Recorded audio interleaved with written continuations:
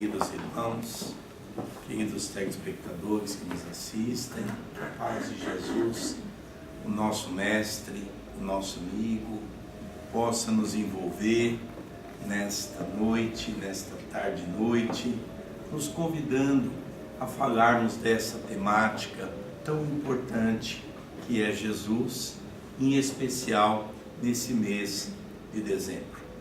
Me lembro que em junho de 1985, quando me adentrei à casa espírita, tive a oportunidade de 2 meses depois conhecer a figura de Francisco Cândido Xavier, pela qual muito me emocionou, porque por mais de 40 minutos tivemos a oportunidade de falarmos sobre talvez um trabalho que teria que fazer. Era um jovem, militava na carreira bancária e me surpreendeu, porque era um jovem que não compreendia a mediunidade, mas ao mesmo tempo um jovem que desde os 13, 14 anos era tratado no campo da psiquiatria por questões de não compreender a mediunidade. E logicamente isso trouxe consequências naturais de remédios de tarja preta, remédios que vieram me acalmar. E o Chico, naquela noite, nós estávamos conversando sobre a mediunidade e o Chico nos contou que nós deveríamos estudar muito, porque iríamos precisar do estudo. Eu confesso que não conhecia os poderes de Chico Xavier. E de repente o Chico nos conta que nós deveríamos estudar 2 horas por dia. E eu pensei, o Chico está louco. E o Chico lia o nosso pensamento. Era um perigo pensar perto de Chico Xavier. E ele falou, não, meu filho, não estou louco não. Você vai precisar, porque você vai ter um trabalho para desenvolver no campo da oratória, de falar do Evangelho. Mas o Chico no final nos recomendou que antes que nós começássemos a trabalhar, a estudar, que falássemos de Jesus nas casas espíritas. Eu perguntei, por que, Chico? E o Chico diz, porque hoje nós falamos de tudo na casa espírita, menos de Jesus. E a nossa alegria quando me foi dado o tema O Cristo Consolador, que me fez repensar naqueles dias agradáveis que nós tínhamos ao visitar Francisco Cândido Xavier, recebendo orientações que com sinceridade nos auxiliou muito o nosso coração. Logicamente nós ainda desconhecemos Jesus. Jesus ainda é um personagem distante de cada um de nós. E a doutrina espírita nos faz compreender Jesus na sua máxima, no seu conceito e na sua condição. Nos lembramos que o primeiro capítulo do Evangelho segundo o Espiritismo, eu não vim destruir a lei. Jesus falava isso para todos nós porque ele vinha dar continuidade nas leis, em especial na lei que Moisés nos traz da tábua da salvação. Vamos relembrar um pouco que o Evangelho segundo o Espiritismo nos faz relembrar que 5 são as condições naturais do planeta Terra. A primeira condição era Moisés. É o princípio de uma comunidade itinerante que estava à busca de uma terra chamada a Terra Prometida. Era um povo que, na verdade, tinha conceitos e valores diferentes, principalmente no campo da imoralidade. Quando Moisés é convidado a subir ao monte para receber a mensagem do alto, Moisés se depara com os 10 mandamentos.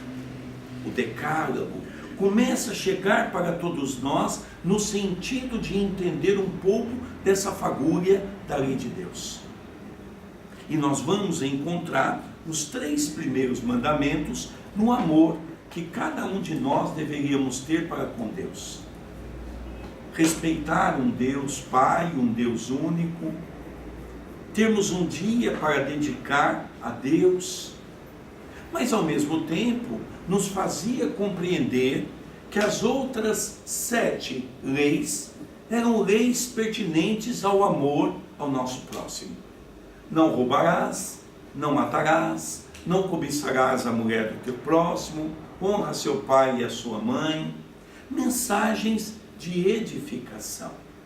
Essa mensagem estabeleceu-se um critério que todos nós conhecemos, que quando Moisés desceu do monte, a sua comunidade estava em plena orgia. Pegaram todos os ouros que haviam, fizeram um bezerro e cultuaram o bezerro. Logicamente, ainda na condição materialista que nós éramos. Esse princípio é o princípio que nós vamos identificar como o princípio primitivo da era humana, onde o mal impera sobre todos os aspectos da Terra. Logicamente, no avançar da humanidade, nós vamos encontrar a segunda era. Logicamente, na questão 625 do Livro dos Espíritos, qual é o guia e o modelo mais perfeito que Deus concedeu ao homem. E os Espíritos nos respondem: vede Jesus. E logicamente, Jesus, como o governador espiritual de nosso planeta, que está aqui desde o seu início, quando aqui se encontra, Jesus é interrogado por um doutor da lei, que lhe pergunta: mestre, qual é o maior mandamento? E Jesus resume os 10 mandamentos em apenas 2. Amarás a teu Deus de todo o seu coração, de toda a sua alma e de todo o seu entendimento, e amarás a teu próximo como a si mesmo. Logicamente, Jesus veio trazer uma nova era para a humanidade, que nós vamos chamar de mundo de provas e expiações. É um mundo pela qual nós ainda continuamos com ele em nossos meios. E o mundo de provas e expiações é um mundo pela qual o mal ainda impera sobre o bem. E é por isso que nós vemos tudo isso que está em nossos meios acontecerem. Dentro da maldade da criatura humana, no Livro dos Espíritos, Allan Kardec pergunta: o mal gerido pelo homem é fruto da maldade? Os Espíritos dizem: não, é fruto muitas vezes da ignorância.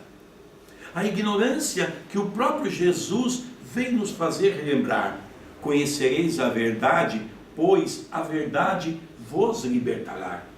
Que verdade é essa? Pela qual nós, muitas vezes, temos um ponto de vista e divergimos do outro. Quem está certo? Quem está errado? Allan Kardec, na questão número 100, do Livro dos Espíritos, vem trazer para nós a escala espírita. E nessa escala espírita, começamos a ver que ele divide em 3 tipos. O primeiro, que é o de baixo para cima, com 4 degraus. O segundo com 5, com 4 e com 1. É interessante que quando nós vamos preparar na nossa casa os grupos de estudo e vamos estudar a questão 100 adiante, nós dizemos às pessoas: olham, vocês se preparem, porque nós vamos perceber algo interessante, que nós não somos aquilo que nós pensamos ser. Porque é normal nós dizemos: eu sou bom. É normal que muitos digam: olha, eu talvez não faça muito bem, mas também não sou uma pessoa que faça mal a ninguém. E Allan Kardec, no Livro dos Espíritos, nos dizem que só de você não fazer o bem, você já está cometendo o mal. Jesus veio trazer um novo momento para a humanidade. Jesus veio trazer uma nova reflexão. Depois sabemos da doutrina espírita na condição de nos trazer uma esperança. E essa esperança está no mundo de regeneração, onde o bem já vai começar a imperar sobre o mal. Depois teremos os mundos felizes e os mundos ditosos. Mas é o capítulo 6 que nós vamos fazer uma referência na noite de hoje. É o capítulo 6, o Cristo Consolador, que vem nos fazer um convite amoroso: vinde a mim, todos vós que sofreis e que estáis sobrecarregados, porque eu vos aliviarei. Jesus nos faz um convite amoroso, sabendo que nós somos espíritos imperfeitos, sabendo que nós somos crianças da alma, sabendo que cada um de nós estamos aqui para atingir o apogeu da evolução. É por isso que o Mestre disse que todos nós nascemos simples e ignorantes. Do pó viemos, para o pó retornaremos. Mas o Espiritismo nos traz uma reflexão de 4 os tipos de sofrimento que a humanidade mais sofre. O primeiro, nós poderíamos dizer que é a miséria.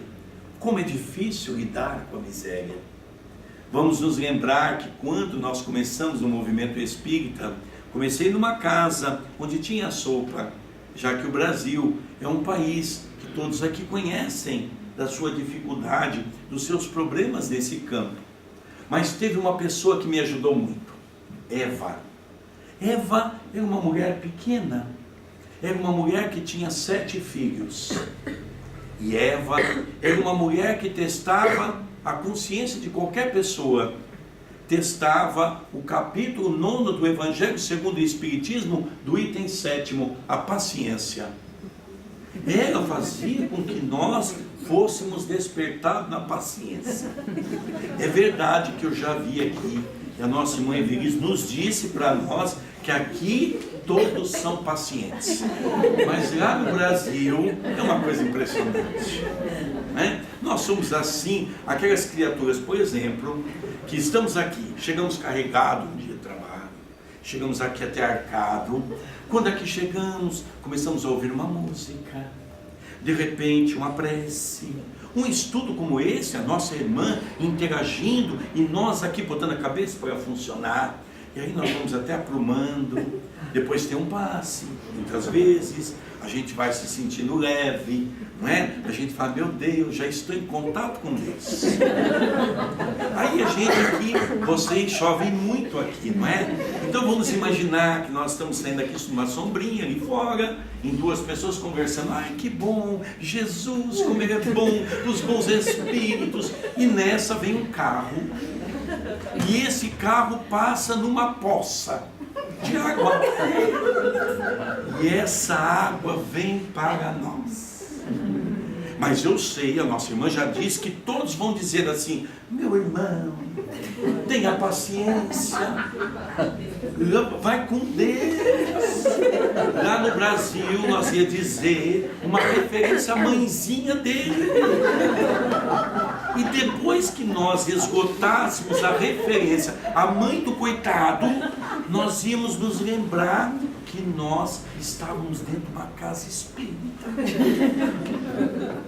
E aí nós vamos nos lembrar aquilo que é o precursor do cristianismo, Sócrates, quando nos diz, conhece-te a ti mesmo. Mas eu saí daqui tão espreguiçoso, a fé que nos veio hoje pelo estudo, e de repente bastou alguém pisar no meu calo, eu demonstrei quem eu sou. Demonstrando que nós não nos conhecemos. O psique de nossas almas ainda é desconhecido por todos nós. Nós não sabemos as nossas reações. E o pior, que aquele carro que passou era o nosso vizinho, que estava com aquele que vem no centro, e ele então estava levando a mãezinha para o hospital que teve um AVC, estava entre a vida e a morte. Talvez até morreu no meio do caminho, porque nós fizemos uma prece por ela. Fizemos uma prece pela coitada. E o pior é que nós, espíritas, somos tão engraçados que nós dizemos assim, depois, olha, vamos fazer uma prece. Depois que nós xingamos a coitada, nós queremos fazer uma prece por ela. Vejamos como nós agora estamos despertando para a vida. E eu conheci Eva. Eva para mim foi uma coisa magnífica, porque Eva me testou todas as minhas paciências. Eva então é aquela mulher que entrava no centro com 7 filhos. Ela olhava para aquela sopa, uma sopa escaldante, maravilhosa, uma sopa que todos nós nos alimentávamos ali. E ela dizia assim: eu vou comer essa lavagem de novo? O Eva, come, filha, está uma delícia. Mas que lavagem? Lavagem, não é? É aquelas comidas que se servem a porco, não é? Mas eu vou comer isso aqui, dar para os meus filhos? Eva, é o que Deus nos deu. Eu falava, meu Deus, tinha vontade que a gente tinha vontade, sabe? De pegar a cabecinha da Eva, enfiar assim na sopa. Porque nós somos espíritas, mas a gente ficava assim,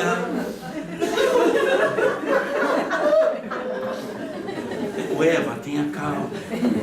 Um dia a Eva falou para mim assim, Eva não pedia, Eva mandava. Lidar com o pobre é uma coisa maravilhosa, é uma escola para nossas almas. E Eva diz assim, Sérgio, eu digo, sim, Eva, você precisa me arrumar um berço. Eva, não diga que você está grávida de novo. Olha, isso não é da sua conta, meu filho. Você tem que me dar um lugarzinho para o meu filho dormir. E eu pensei, eu vou curvar o coração de Eva. E eu morava numa cidade que chamava-se Itatiba. Era chamada Terra dos Móveis Coloniais, naquela época. Eu fui gerente de uma agência bancária. Alguém disse que conhece? Eu conheço. E aí foi uma coisa interessante.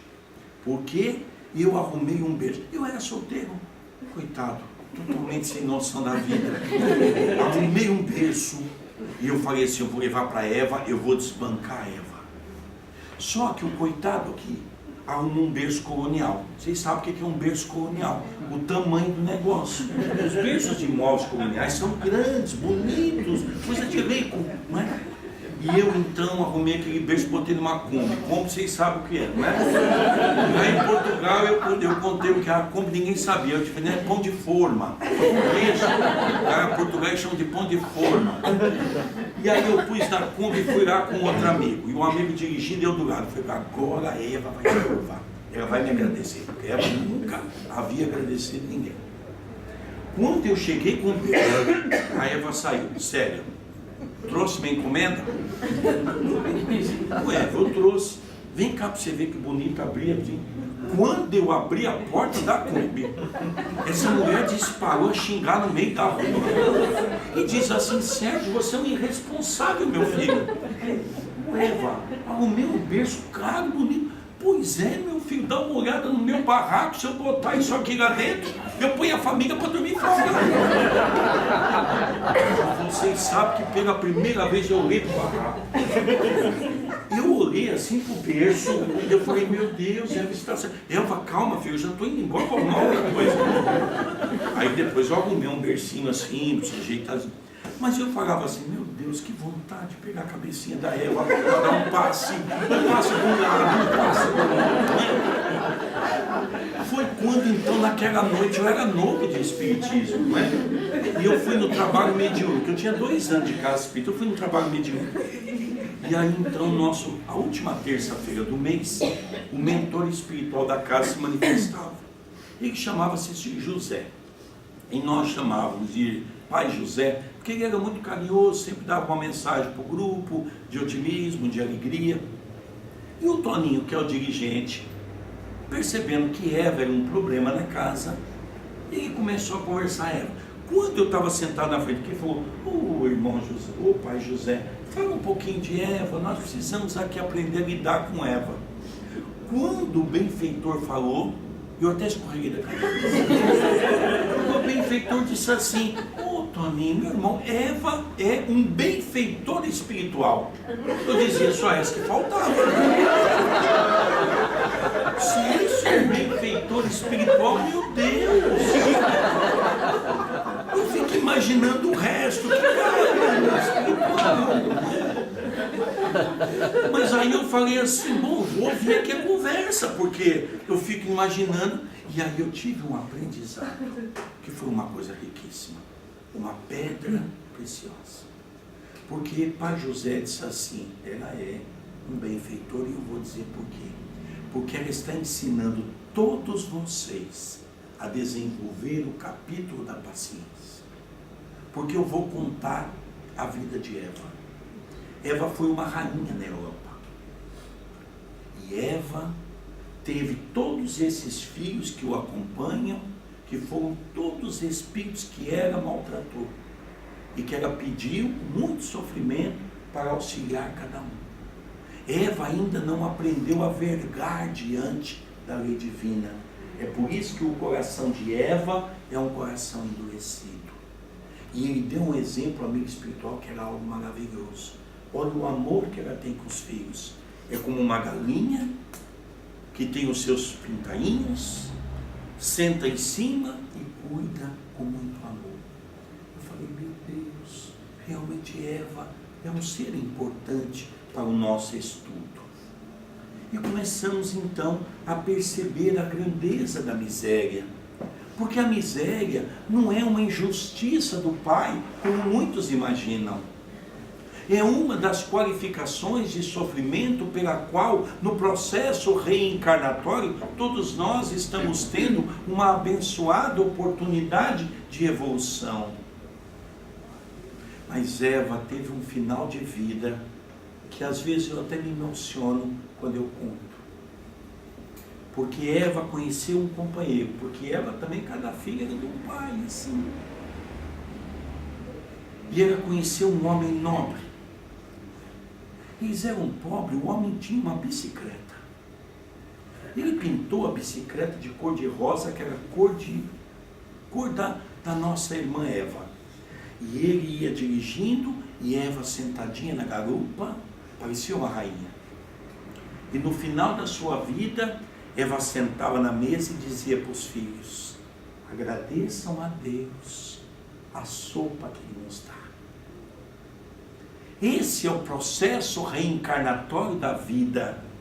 Eva, de uma rainha, desfraudou-se para um espírito que a vida lhe ensinou o amor, lhe ensinou a compreender pelas dificuldades, como nós vemos no capítulo 9 do item 7 da paciência. A dor é uma bênção que Deus envia aos seus eleitos. O segundo momento de sofrimento da humanidade é as decepções. Talvez um pouco daquilo que nós vimos no estudo que a nossa irmã dirigiu na noite de hoje. Porque quantos de nós aqui, pelo nosso orgulho, estamos sempre decepcionados com o outro? Estamos decepcionados, as mulheres com os maridos com as mulheres, decepcionamos com os nossos filhos, decepcionamos com os nossos parentes, decepcionamos com os nossos companheiros de trabalho, decepcionamos com a sociedade, decepcionamos-nos com a religião. Nós já paramos para perceber que nós também decepcionamos muita gente pelo nosso comportamento, pela nossa forma de ser. Nós já percebemos que a decepção tem trazido sequelas muito difíceis para todos nós. Que a decepção vem da palavra exatamente do milindre. Nós somos melindrosos e o milindre tem trazido para nós consequências dentro da condição do homem velho, do orgulho, do egoísmo. Uma vez nós estávamos à casa de Chico Xavier e ele nos deu um exemplo que até hoje eu tenho guardado em meu coração. Ele estava falando para nós que o homem tem que ser comparado a um pássaro. Que para dar bons voos, ele tem que desenvolver as duas asas. A asa da moral e a asa da sabedoria. Se nós deixarmos uma que não se desenvolva, a ave não vai dar bons voos. Isso significa o processo da nossa evolução. O processo da nossa condição espiritual. nós temos que perceber que o Espiritismo vem trazer uma luz para as nossas almas, entendimento para o nosso coração. O terceiro momento de sofrimento que o capítulo nos traz é as dores físicas. E as dores físicas é quando nós somos atraídos, por exemplo, à casa espírita ou a qualquer casa religiosa. Tudo está muito bem, temos um bom rendimento, estamos trabalhando, estamos com uma família, aparentemente tudo bem, e de repente vem a notícia de que você está com uma doença. E nós, por não termos fé, porque fé se deriva da condição de acreditar, dar crédito. E é por isso que nós não temos fé em Deus. Porque nós ainda somos como aquilo que está no Velho Testamento. A nossa ideia é de que Deus pune, Deus vinga, Deus maltrata. Por isso devemos temer a Deus. Como os nossos irmãos evangélicos apregoam, nós devemos temer a Deus. A palavra temente significa a palavra temer. Temer significa ter medo. Como é que eu posso ter medo daquele que me criou?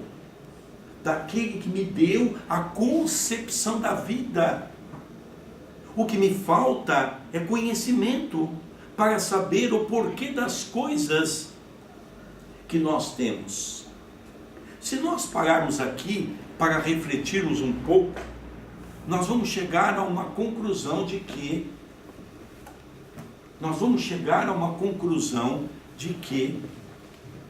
a doença vem burilar as nossas almas, não porque Deus é mau, mas porque Deus permite que cada um de nós resgatemos o nosso passado criminoso.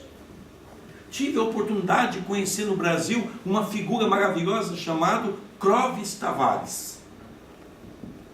Clóvis Tavares foi pai de uma criança que era o espírito de Santos Dumont. E todos sabem que Santos Dumont desencarnou pelo suicídio. Porque houve uma guerra dentro do Brasil entre Minas e São Paulo. E muitos vão se lembrar que era uma guerra chamada Café com Leite. Porque Minas era produtora de leite, São Paulo era produtor de café, e era exatamente a briga para saber quem iria comandar se os dois estados se unissem, que é realmente dois estados dos mais ricos do país. Inclusive a minha cidade, pela qual eu resido atualmente, Itapira, é a cidade pela qual se encerrou a guerra, porque eu estou exatamente na divisa de São Paulo com Minas Gerais, uma das divisas. Mas é interessante nós relembrarmos que essas condições que nós tivemos kármica, nós teremos que responder por tudo isso. Estão dentro do nosso quadro. Mas ele não cometeu suicídio porque ele era um espírito que tinha perdido o sentido da vida. Não é isso. Santos Dumont se suicidou porque ele não suportou ver os aviões que ele havia desenvolvido ser usado para bombas que viessem matar os seus irmãos. Porque quando Chico revela quem foi Santos Dumont, entre as suas encarnações, ele foi, Colombo. Desde a navegação, ele já queria unir os povos, unir os corações. E ele reencarnou, e o Chico diz a Clóvis Tavares: o teu filho terá um problema, que esse problema ele vai, logicamente, o trazer na condição de paraplégico. Passou-se o tempo, a criança nasceu, e interessante que a criança nasceu normal. E o Clóvis diz: mas como é que eu vou contar para o Chico que Emmanuel havia se enganado? E o Clóvis então falou: não vou contar para o Chico. E depois, quem sabe, o Chico diz: não, Emmanuel se enganou. Mas aos 9 meses, a criança cai do carrinho, e ela então tem a sua cervical partida, porque o seu perispírito havia vindo com o problema reencarnatório já quebrado, e apenas o corpo teve ali a sua condição para que ele pudesse se tornar paraplégico. Viveu alguns anos e ele desencarnou, que era o tempo que ele precisava. Logicamente, para muitos de nós, esse processo é um processo de injustiça divina. Como é que nós podemos entender a vida diante dessa condição aonde nos é apresentada um pai, onde as religiões tradicionalistas apregoam uma existência, não acreditam na reencarnação, e como podemos entender Deus diante de tudo isso que nós estamos vendo? Realmente, eu sou obrigado a entender que a injustiça por parte de Deus parece existir. Nós precisamos compreender tudo isso, não é? Mas o quarto momento de sofrimento é a perda de um ente querido. Quando ele parte, o sofrimento vem, porque todos nós começamos a repensar: mas como Deus é injusto, meu filho era tão jovem e partiu para o mundo espiritual. Nós precisávamos entender a vida. Se nós hoje fizermos aqui uma reflexão, nós vamos perceber que todas as religiões cristãs e não cristãs acreditam na vida após a morte, tirando um pequeno grupo que nós vamos chamar de ateus. Na época se chamava os saduceus. Se nós pegarmos o católico e você for, por exemplo, numa recomendação do corpo, você vai ver o padre dizer assim: agora nós vamos orar por esse irmão ou por essa irmã, pedindo para que seja levado até Deus para viver na ociosidade eterna. Eu acho isso maravilhoso. Ociosidade eterna. Eu acho que Deus não faz nada, não é? Ele está ali deitado numa rede, debaixo de uns cajueiros, ou debaixo de uns coqueiros, não é? Tem o seu servo: agora você me serve aqui um caju, ou você serve aqui uma água de coco, não é? E ele está ali na ociosidade, não é? Mas Jesus nos diz: meu Pai trabalha incansavelmente e eu também trabalho. Se nós pegarmos os nossos irmãos evangélicos, eles vão buscar alguma coisa do Velho Testamento e diz assim, que quando nós desencarnamos, nós ficamos assim dormindo. E aí vai chegar um momento que as trombetas vão soar, Jesus vai despertar e vai dizer: você vai para o céu, você vai para o inferno, você vai para o céu, você vai para o inferno, e assim gradativamente, não é? E a gente fica imaginando: meu Deus, que Deus é esse? Parece até um Deus masoquista, não é? Que gosta de ver o nosso sofrimento. Se nós pegarmos, por exemplo, o Alcorão, os nossos irmãos muçulmanos, nós vamos perceber que quando um jovem, ele então se explode com uma bomba, a família comemora. Porque se entende que ele foi salvar o seu povo. E sabe para onde ele vai? Ao lado de Alá. Que para Alá, para eles, é Deus. E nós, os espíritas, também somos, não é? E acreditamos na vida após a morte. Se pegarmos o Evangelho, nós vamos encontrar uma coisa fantástica, como alguém aqui já mencionou, aquele momento de Jesus com Nicodemos. Porque Jesus havia pregoado naquela tarde, falando da reencarnação. Nicodemos era um sacerdote respeitado naquela época. Ele era um homem que tinha um peso. E ele se revestiu e foi até Jesus. Mas ele não foi um indagador de Jesus. Ele, na verdade, quando chegou perto de Jesus e viu o magnetismo de Jesus, ele começou a dizer assim: Senhor, eu sei que tu é filho de Deus. Porque ninguém faz o que tu fazes se não for enviado do Pai. Diga-me, Senhor, como eu, homem velho como sou, poderei novamente retornar no ventre de minha mãe, mais velha do que eu? E Jesus disse aí: Nicodemos, o corpo procede do corpo, mas o espírito não procede do espírito, porque este existia muito antes da formação do corpo. O espírito é como o vento, Deus o manda para onde quer. é necessário nascer da água e nascer do Espírito. E no final da conversa, ele percebe que Nicodemos não havia entendido nada. E Jesus diz: Nicodemos, meu filho, você que é um homem da lei, não entende? Como é que vai fazer com o povo? Mas Jesus sabia que ele estava tratando com criança. Jesus sabia que havia uma condição para que pudéssemos compreender. Muitos aqui podem se perguntar: aonde é que nós vamos encontrar, numa passagem do Cristo, algo que possa verdadeiramente dizer assim, que Jesus deixou o Espiritismo para que nós pudéssemos encontrar algum consolo?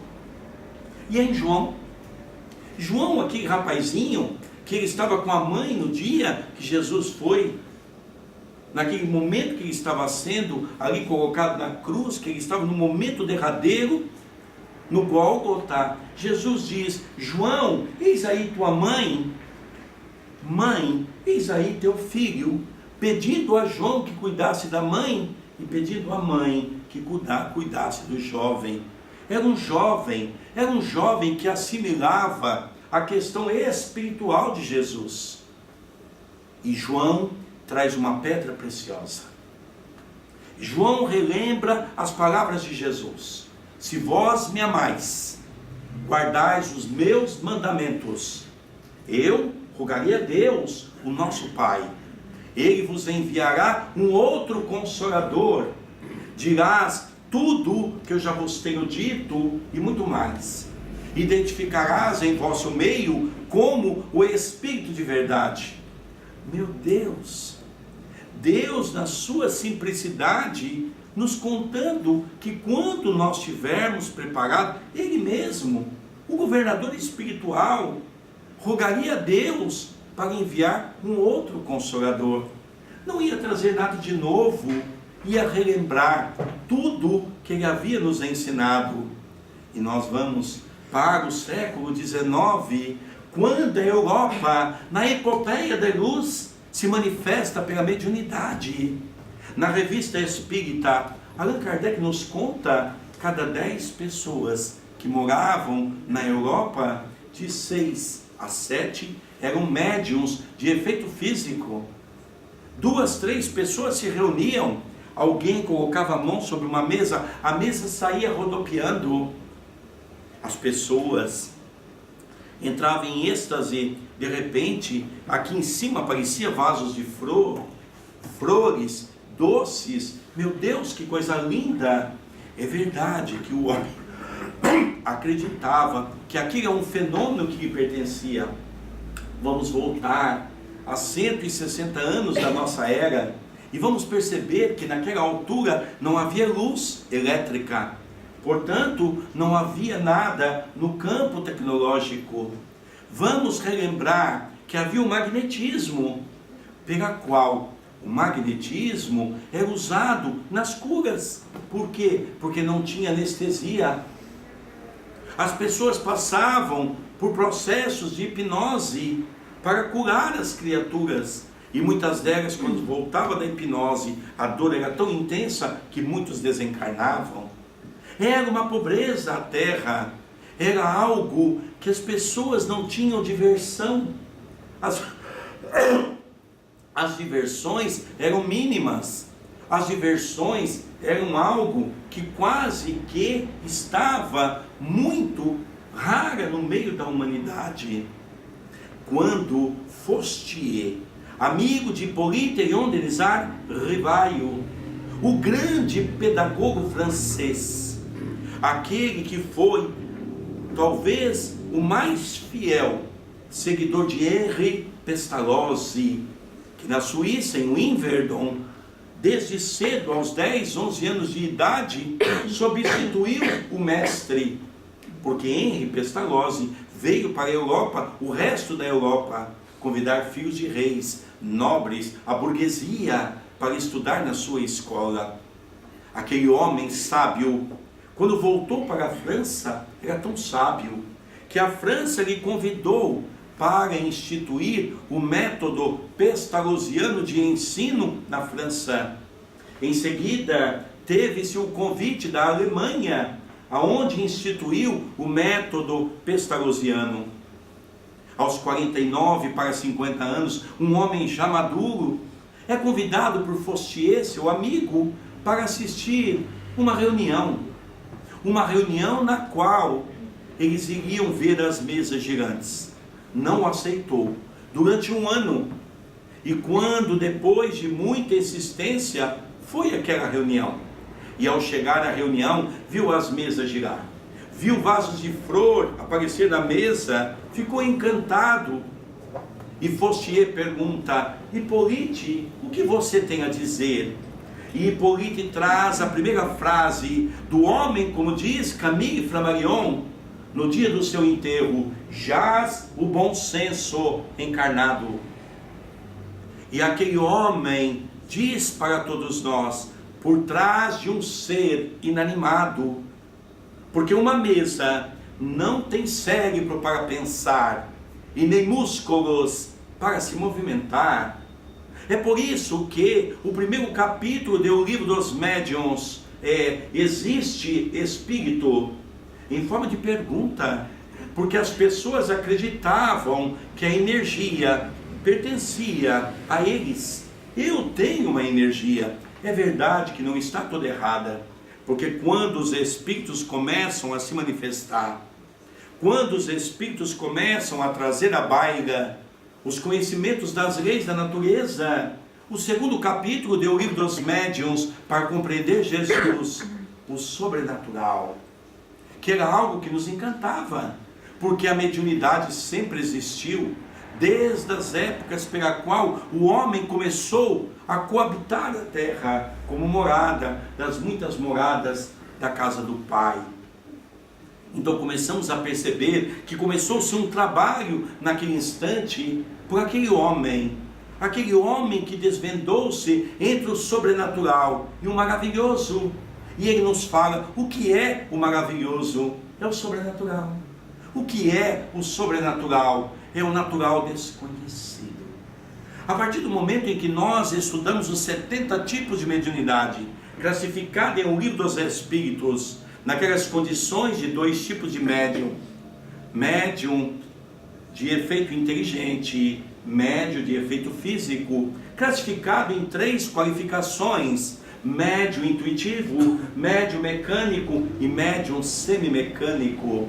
Começamos a entrar na lei da natureza, começamos a entender Jesus, começamos a entender o capítulo dos Atos dos Apóstolos.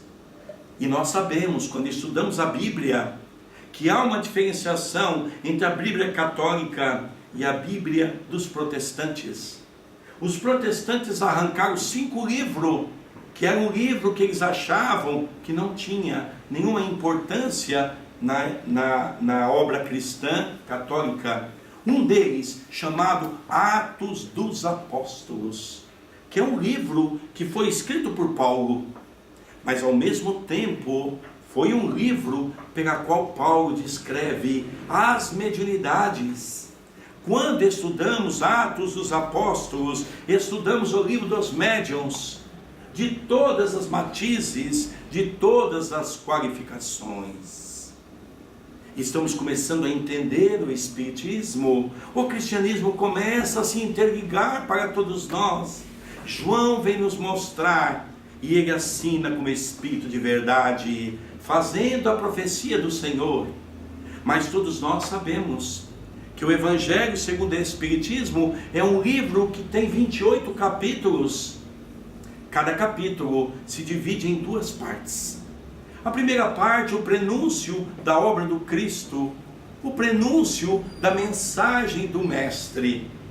E a segunda parte é exatamente aquilo que vem como instruções dos Espíritos. Mas esse capítulo é apaixonante, porque nós vamos encontrar nas instruções dos Espíritos 4 mensagens, assinada pelo Espírito de verdade, sobre a tutela do advento do Espírito da verdade.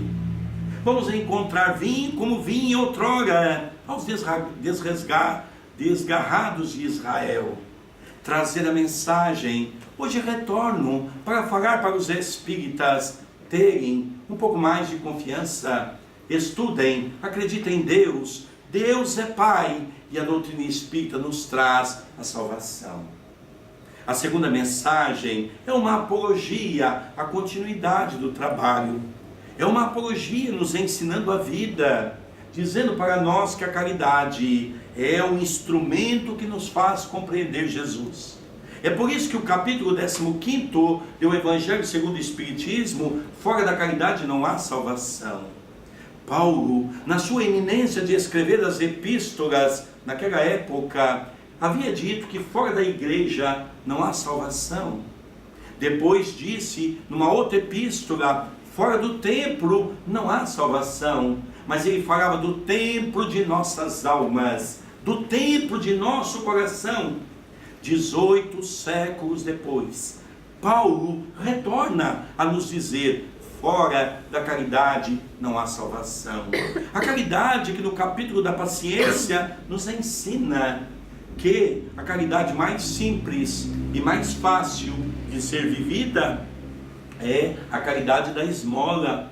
E mesmo essa não sabemos fazer. Mas há uma caridade mais meritória, que é a caridade mais difícil, é a caridade do perdão.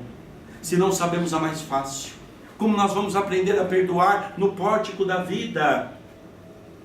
A terceira mensagem, Jesus decanta a humanidade, quando ele diz: eu sou o médico das almas, não vim cuidar dos santos, mas vim cuidar nem dos sãos, mas vim cuidar dos doentes. Eu gostaria de fazer um entre parênteses, para podermos entender que no livro dos médiuns, há um rodapé de Allan Kardec, e ele diz para nós: eu tenho certeza que quando recebemos no Instituto Parisiense de Estudo Espírita a mensagem assinada Advento do Espírito de Verdade, pelo Espírito da Verdade, eu tenho a certeza que esse capítulo foi trazido pelo próprio Jesus. O ambiente estava iluminado e descreve: o médium era o melhor que nós tínhamos, o mais moral, o que tinha mais equilíbrio. Aquela noite foi festiva, a luz se fazia resplandecer pelo ambiente, era algo magnífico. Por isso, eu não tenho dúvida de que o Espírito de Verdade era Jesus. Ele nos contou ali de uma maneira esplêndida, colocada também nas revistas espíritas. Mas quando ele diz que é o médico das almas, nós nos chamamos a atenção, porque há 2 títulos que Jesus assumiu. Um quando esteve conosco, o segundo no século XVIII. O primeiro, vamos relembrar, quando Pedro lhe diz: ó bom mestre. Jesus diz: pare, Pedro, chamai-me apenas de mestre, porque bom é Deus que está nos céus, é nosso Pai celestial, eu sou o mestre. Jesus sabia que ele era o educador por excelência. Ele veio ensinar as nossas almas, era o governador esplêndido que Deus colocou em nossos meios. E depois, pela doutrina espírita, ele vem dizer para nós: eu sou o médico das almas. É interessante, que doença é essa? Conhecemos as doenças hoje pela ciência tradicional da medicina, conhecemos os nossos órgãos, conhecemos perfeitamente o nosso corpo. Os médicos hoje fazem as suas especializações, mas não conhecemos o que é doença da alma. E a doença da alma está exatamente ligado à doença do homem velho. Por isso Jesus disse: abandonai o homem velho que está dentro de vós, para que um homem novo possa se resplandecer. O homem velho é o nosso orgulho, é o nosso egoísmo, é a nossa vaidade, é a nossa intolerância. O homem novo é o homem de amor, é um homem que tem tolerância, que tem paciência, é um homem que ama, é um homem que consegue compreender pelas raízes da vida a alegria de servir, servir ao próximo, como nos ensinou Jesus: façais aos outros o que gostaria que o outro vos fizesse. E aqui nós encontramos então Jesus falando de nossas almas. Ele veio trazer o remédio, como escutamos hoje na mensagem, o remédio para as nossas almas, o remédio que vem curar as nossas imperfeições. E a última mensagem, ela nos faz referir ao conteúdo final de um contexto para continuarmos o trabalho perseverante, acreditando de que Deus é Pai e de que Deus é a esperança para as nossas almas, é a condição que nos dá, através das múltiplas existências, o caminho para chegarmos mais perto de Deus. Mas, ao chegarmos ao final de nossos comentários, relembremos dezembro. Nós que aqui batemos no peito, dizemos ser espíritas cristãos, é hora de repensar a vida, é hora de repensar o que é o Natal. E eu confesso a vocês que o Natal é uma data que me deixa entristecido. Porque nós, se andarmos pelas ruas, se entrarmos no shopping center de qualquer parte do mundo, nós não vamos ver a figura de Jesus. Se nós perguntarmos às crianças o que é o Natal, e nós vamos ficar surpreendidos, porque as crianças vão nos dizer que Natal é o dia do Papai Noel, é o dia da troca de presentes. Precisamos retomar no tempo a esperança. Precisamos gradativamente entender que o dia 25 é o dia que a humanidade delegou para completarmos e para comemorarmos o aniversário de Jesus. Sérgio, mas nós não vamos trocar presente? Podemos trocar, não tem problema nenhum. Sérgio, nós não vamos fazer a ceia de Natal? Podemos fazer a ceia de Natal. Nós não vamos reunir em família no almoço de Natal? É uma obrigação nossa reunirmos em família. Mas é uma obrigação nossa também fazermos o evangelho no lar. Nós somos cristãos. Ai, Sérgio, mas eu tenho um problema. Qual é o seu problema, meu irmão? Qual é o seu problema, minha irmã? Porque nós estamos cheios de problemas, não é? Eu sei que aqui não tem, mas lá fora todo mundo tem problema. E a pessoa diz assim: ai, mas os meus familiares não são espírita. E desde quando que o culto do evangelho no lar é um culto espírita? Ai, mas se eu fizer com o evangelho segundo o espiritismo, faça com a Bíblia Sagrada. Abra o Novo Testamento, leia uma página, faça uma prece, coloque a água, a bebida mais fácil de ser transformada. É o veículo que a espiritualidade coloca através das mudanças moleculares, o remédio que cada um de nós necessitamos. Façamos uma prece, façamos uma leitura, façamos um comentário, depois uma prece final, e aí nós vamos para as nossas festividades. Eu sempre digo que eu vou fazer uma comparação para vocês levarem para a casa de vocês, para irmos para o encerramento. Imagine você que dia 25 de dezembro é o dia de seu aniversário. Imagine você que a sua família preparou uma grande festa. Imagine você que os convidados estão chegando, aquela mesa farta de comida, aquele canto que só tem bebida. As pessoas vão chegando, mal te cumprimenta, vai chegando ali, já vão comendo. Eu sei também que vocês aqui é educado, mas lá no Brasil, quando tem comida, a coisa é um problema, não é? O povo já vai logo atacando. A bebida então nem se diga. E o aniversariante ali, você, está no canto.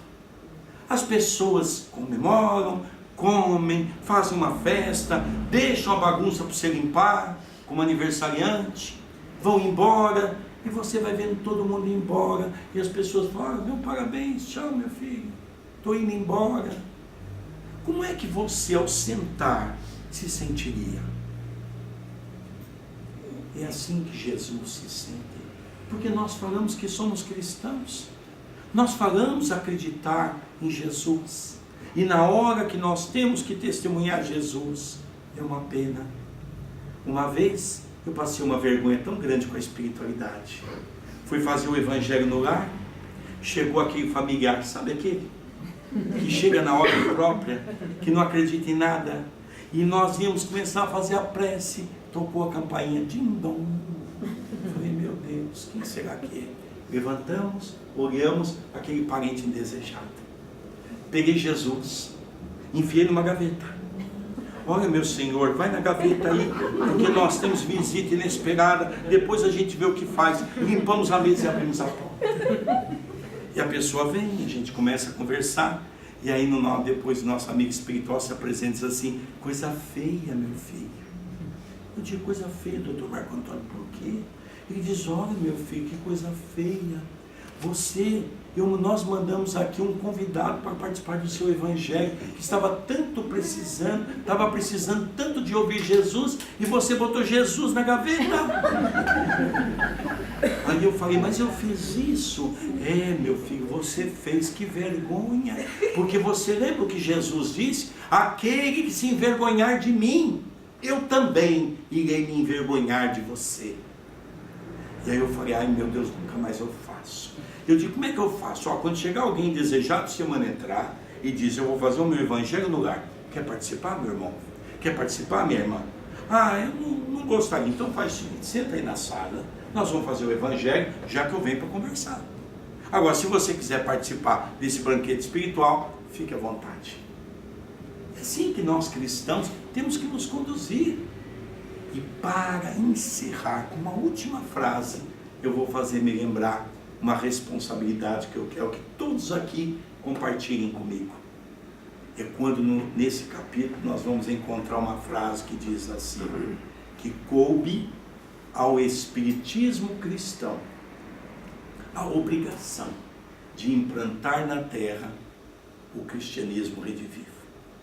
E quando eu leio o trabalho dos primeiros cristãos, eu digo, meu Deus, quanto trabalho a fazer em nome do Cristo, nesse mundo materialista, onde as pessoas só pensam e só vivem as questões do mundo e esquecem do grande Salvador que Deus enviou para os nossos corações. Que Jesus nos abençoe, que Jesus nos proteja e que Jesus permita que no dia 25 possamos ter a manjedoura entrar dentro de nosso coração para as grandes festividades do amor e que Jesus possa, ao longo de todo o ano que se adentra, estar conosco para nos inspirar para a vida e para o seu conceito de amor. Muita paz no coração de todos.